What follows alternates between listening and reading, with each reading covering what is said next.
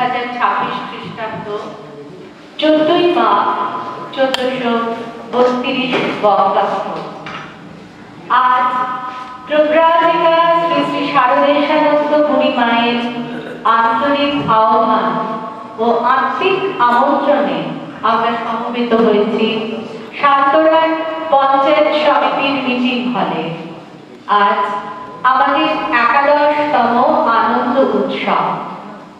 প্রতি বছরের মতো এবছরেও শ্রী শ্রী ঋষিকৃষ্ণদেবের আবির্ভাব তিথিকে সামনে রেখে এই আনন্দ উৎসবের আয়োজন, যার উদ্দেশ্য ঈশ্বরের প্রেম স্বরূপকে স্মরণ করে সেই প্রেম স্বরূপকে অন্তরে পুনঃ প্রতিষ্ঠা করা এবং সেই লক্ষ্যে এগিয়ে আসার জন্য সর্বধর্ম নিরপেক্ষভাবে মানব ধর্ম ও মানবিক গুণাবলীর প্রসারণে সমাজকে উদ্বুদ্ধ করা।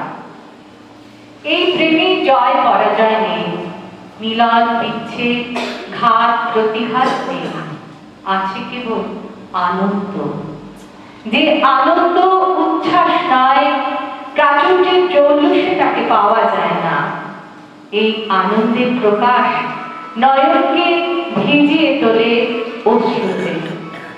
এই অশ্রু আনন্দের, আনন্দ অশ্রুই হৃদয়ে পথিত প্রেম রস, রস বৈশাখ। তার বাস কোথায়? এই প্রেমের পরশ কে দিয়ে যায়? সে যে গান আছে না, তোমার বাস কোথা যে পথিক গো, দেশে কি বিদেশে, তুমি হৃদয় পূর্ণ করা ও তুমি সর্বনেশে। তোমার বাস কোথা যে জানো নাকি? শুধাতে হয় সে কথা কি? হয়তো জানি, হয়তো জানি নে। মোদের বলে দেবে কে কোথায় তার বাস? কে বলে দেবে? মুর্শিদ বলেন তার বাস যে আশিনগরে গো।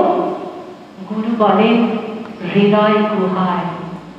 গুরু, মুর্শিদ, রসুল, অবতার, প্রফেটরা তার কথাই তো শুনিয়ে আসছেন অনাদিকাল থেকে। তৃপ্ত বিশ্বে তারা শতবঞ্চনা আর বিড়ম্বনার মধ্যেও উচ্চ কণ্ঠে তার আভাস দিয়ে যান আর্ত পীড়িত জিজ্ঞাসু মানবের কাছে। আজ আবারও আমরা সমবেত হয়েছি এমনই এক যুগ দিশারীর আবির্ভাব তিথিকে সামনে রেখে, যিনি নতুন কিছু, নতুন কোনো মতবাদ প্রতিষ্ঠা করতে চান না, চান মানুষের প্রাত্যহিক জীবনের চাপান্তরে যে সত্য চাপা পড়ে গেছে বিস্মৃতির অতলে, সেই প্রেম ও অমৃতের সত্যের অভিমুখে আবার মানুষের দৃষ্টিকে ফিরিয়ে দিতে। আজকের এই আনন্দ অনুষ্ঠানে আমরা তার কথা শুনব। এই অনুষ্ঠানে সমাগত সকল সুধীজনকে শীতলা নিবেদিতা আশ্রমের পক্ষ থেকে জানাই শ্রদ্ধা, ভালোবাসা এবং অভিনন্দন। আমাদের সামনে মঞ্চে আসনে উপবিষ্ট আছেন পুরী মা, প্রতিকৃতিতে আছেন প্রভুজি। প্রভুগত প্রাণা সন্ন্যাসিনী শারদেশানন্দ পুরী মাতাজি যেখানেই উপস্থিত থাকেন সেখানেই প্রভুজি স্বয়ং অধিষ্ঠান করেন। সেখানে সব কথাই প্রভু কথা, প্রভু প্রসঙ্গ। আর সেখানে উপস্থিত বিপাশু মানুষ পায় অধ্যাত্ম জীবনে এগিয়ে চলার পথরেখা। আজকের এই আনন্দ অনুষ্ঠানেও আমরা তাঁর কাছে শুনব সেই কথা, সেই প্রসঙ্গ। আনন্দ ঘন শ্রী শ্রী ঋষিকৃষ্ণদেব আমাদের কাছে প্রভুজি। তাকে আমরা প্রভুজি বলি। কেউ বলেন পিতাজি, কেউ বাবা, কেউ বা ঘাটতি বাবা বলে সম্বোধন করেন। যে যে নামেই সম্বোধন করুন না কেন, তিনি আমাদের কাছে সখা, পিতা, মাতা, প্রিয় অথবা ভগবান রূপে একান্তই আপনার জন্য শ্রী পূর্ণিমা তাকে চিনেছেন যুগদিশালী পূর্ণ প্রেমময় তারণ হরি যুগ ঈশ্বর রূপে। তিনি আমাদের ভব নৌকার নাবিক। আজকের এই আনন্দ অনুষ্ঠানে শুভ সূচনা পর্বে পরম আরাধ্য শ্রী শ্রী প্রভুজি শ্রীপাদ পদ্মে জানাই অন্তরের অনন্ত ভক্তিপূর্ণ প্রণাম। শ্রী পূর্ণিমাকে জানাই আমার আন্তরিক অভিবাদন ও ভালোবাসা। প্রার্থনা করি এই আনন্দানুষ্ঠান নির্বিঘ্ন হোক, সর্বজন হিতায় সার্থক হয়ে উঠুক, কল্যাণকর হোক। আজকে এই শুভ অনুষ্ঠানের সূচনার জন্য শ্রী পূর্ণিমাকে আহ্বান জানাচ্ছি।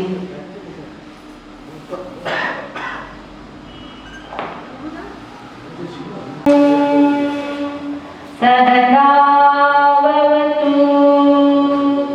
सहनो भुनक्तु सह वीर्यं करवावहै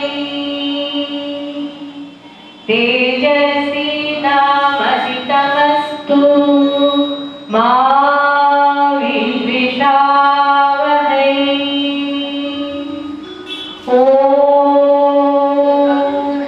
शांति शांति शांति। ब्रह्म আমাদের উভয়কে বক্তা এবং শ্রোতা, গুরু এবং শিষ্য উভয়কে সমভাবে রক্ষা করুন, উভয়কে তুল্যভাবে পরাবিদ্যা দান করুন। আমরা যেন সমভাবে সামর্থ্য অর্জন করতে পারি, আমাদের উভয়ের লব্ধ বিদ্যা সফল হোক। আমরা যেন পরস্পরকে বিদ্বেষ না করি। ওম শান্তি শান্তি শান্তি। ব্রহ্মজ্ঞ ঋষি আহ্বান করে বলছেন, শ্রীন্বন্তু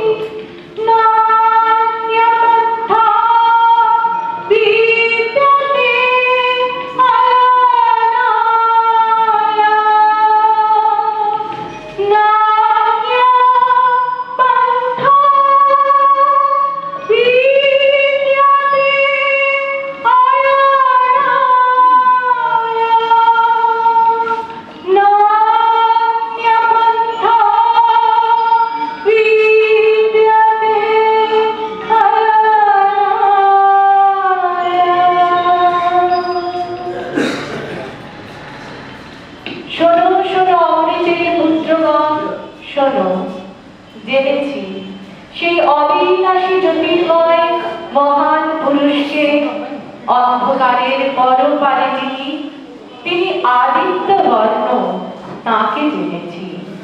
তাকে জেনেই জীব মরণকে অতিক্রম করতে পারে।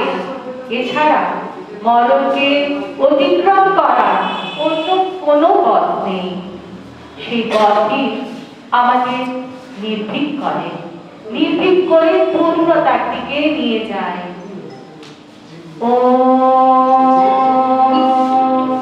পূর্ণমদঃ পূর্ণমিদং পূর্ণাৎ পূর্ণমুদচ্যতে পূর্ণস্য পূর্ণমাদায় पूर्णमेवा वशिष्यते ॐ शान्तिः शान्तिः शान्तिः মহাপূর্ণ পরব্রহ্ম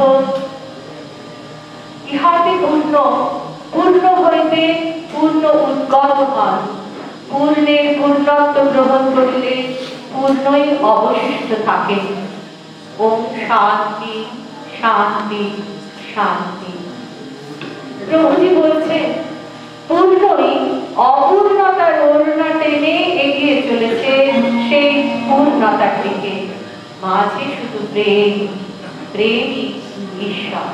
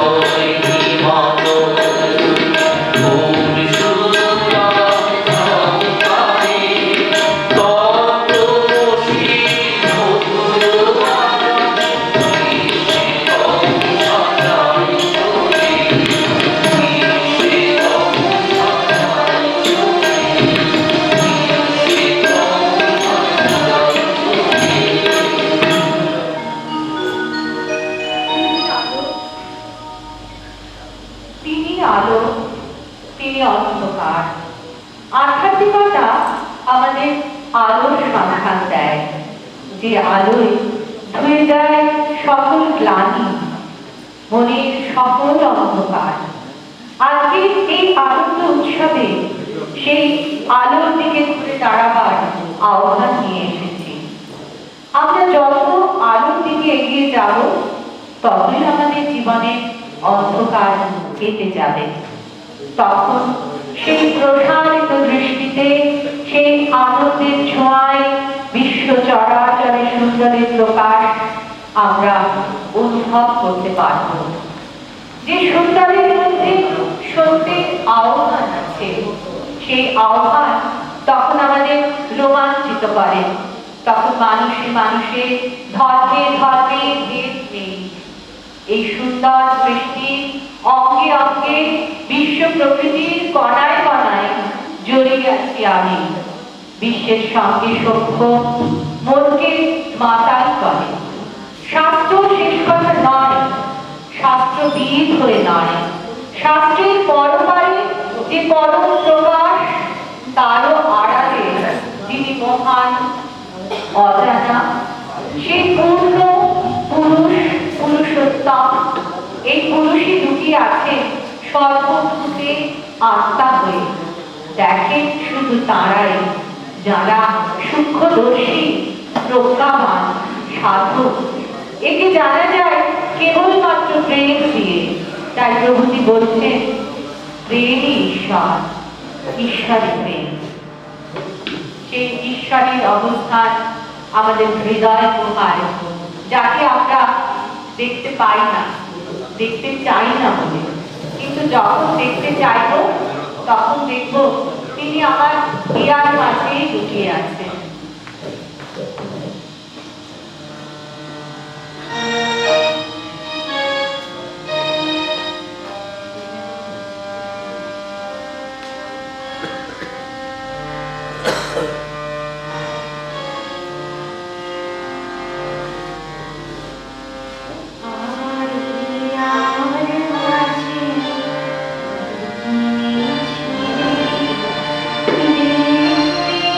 আমি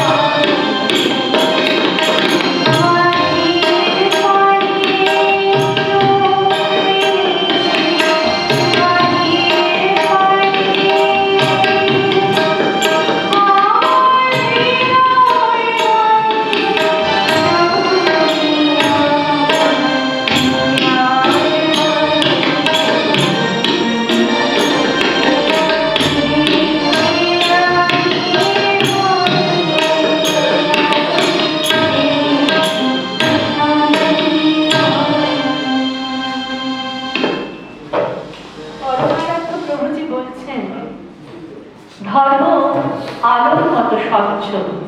এই আলোয় নিজেকে জানা যায়, বিশ্বকে আলিঙ্গন করা যায়। জীবনের গভীরতর প্রদেশে প্রবেশ করে জীবনকে খুঁজে পাওয়া যায়, জীবনকে আবিষ্কার করা যায়। এই আবিষ্কারই হলো ধর্ম। এ সত্য আবিষ্কার নিজের পুরস্কার, নিজের সাক্ষ্য, নিজের আনন্দের দ্যোতক। এগুলো সাধকের পরীক্ষিত জীবন দর্শন। শুধু কথা শুনে, উপদেশ গ্রহণ করে এই মহা আবিষ্কারকে চেনা যায় না, উপলব্ধি করা যায় না। নিজেকে তা হয়ে উঠতে হয়। তার জন্য ভেঙে ভেঙে গড়তে হয় নিজেকে।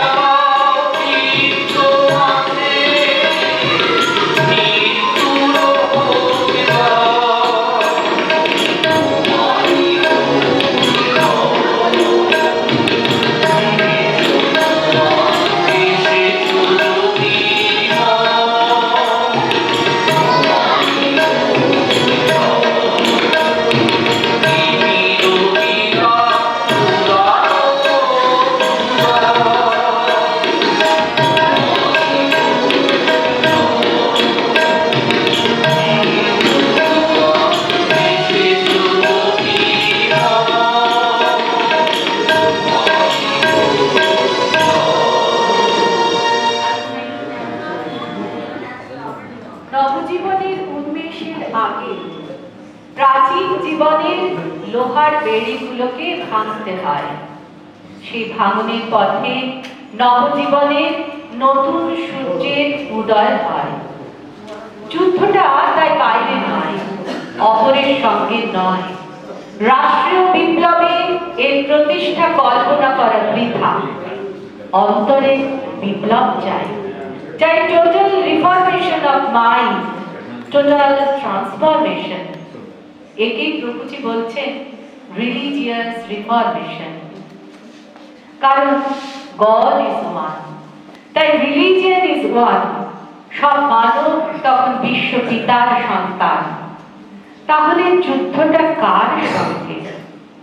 যুদ্ধটা আসলে নিজের সঙ্গে নিজে, একান্ত সঙ্গবনে। অন্তরের লোভ, রিপু, অহং, গর্ব, মাৎসর্য এই সব অসুরকে দমন করে আনন্দ স্বরূপ, প্রেম স্বরূপে আসন পাততে হয় হৃদয়ে।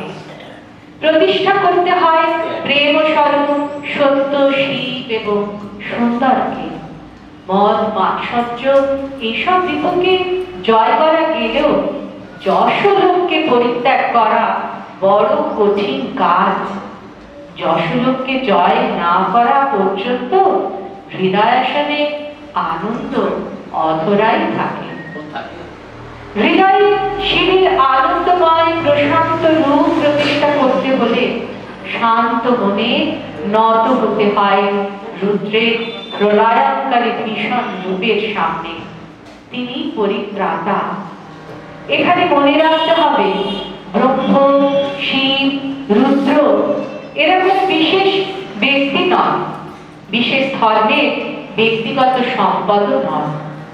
এরা আসলে একটা কনসেপ্ট, কনসেপ্ট অফ এনার্জি বা পাওয়ার। তাদের কার্যকারিতা অনুসরণে তারা ভিন্ন নামে, ভিন্ন রূপে আমাদের চেতনায় পরিচিত হন মাত্র। ভিন্ন ভাষায়, ভিন্ন জনগোষ্ঠীর কাছে ভিন্ন ভিন্ন নামে চিহ্নিত হন মাত্র। শিব অর্থে যিনি সৃষ্টকে বা সৃষ্টিকে পালন ও রক্ষা করেন আশুতোষ রূপে। আবার রুদ্র রূপে তিনি হলেন প্রলয়ঙ্কারী, কারণ প্রলয়ের পরে নতুন সৃষ্টির বীজ যুক্ত হয়, তাই তাকেও জীবনে আহ্বান করতে হয়।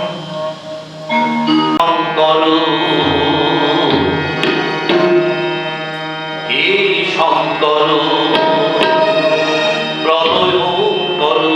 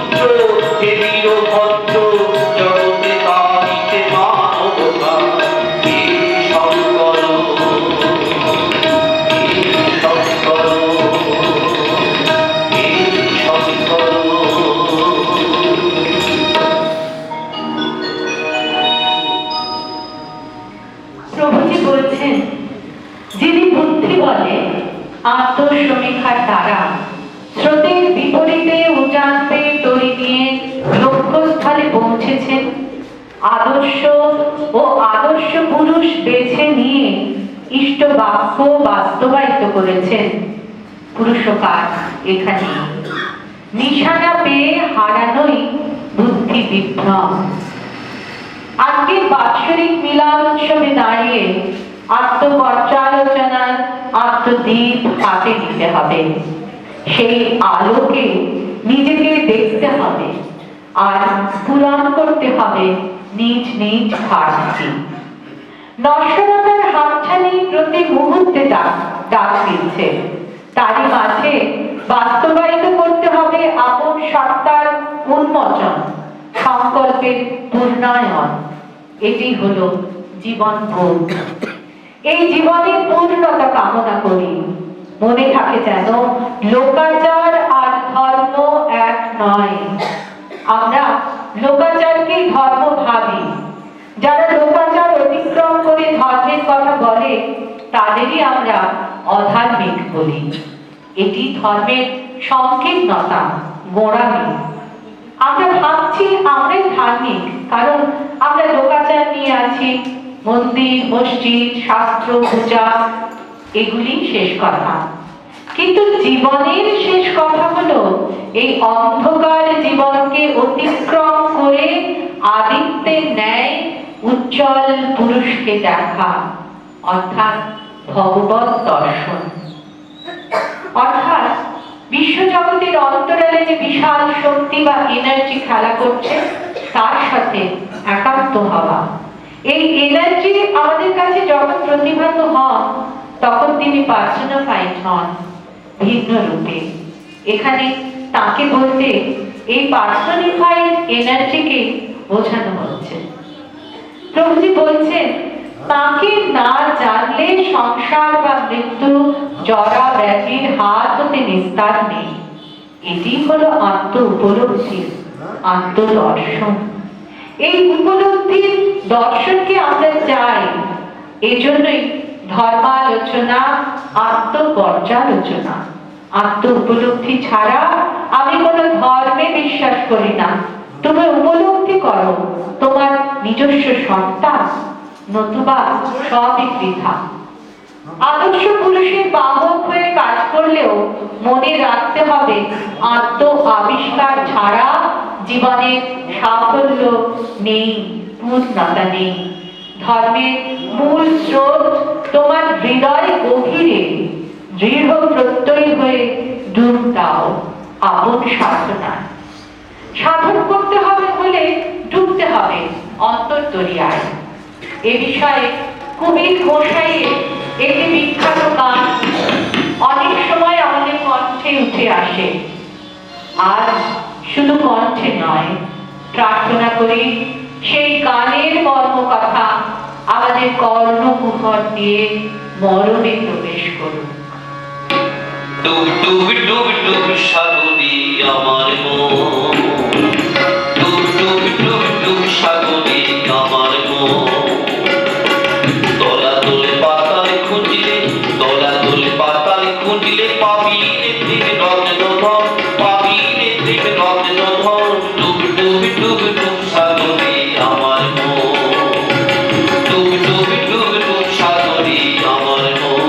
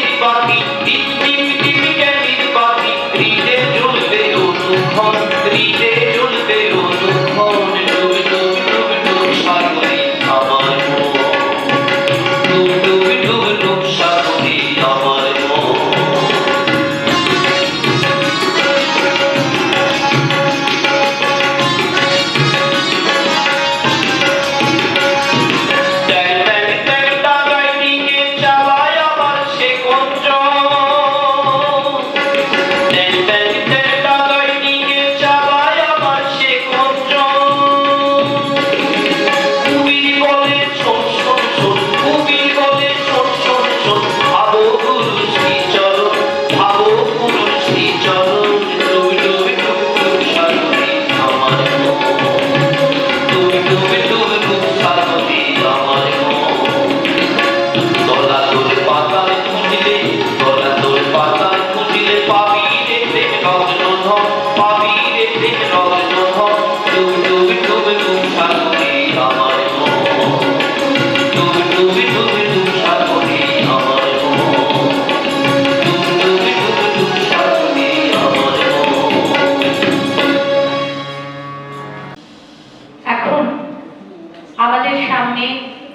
এই আত্মপর্যালোচনা, আত্ম উপলব্ধি, মানব কল্যাণে তার প্রয়োগ এ বিষয়ে বক্তব্য রাখবেন পরম পূজনীয়া প্রব্রাজিকা শ্রী শারদেশানন্দ পুরী মাতাজি।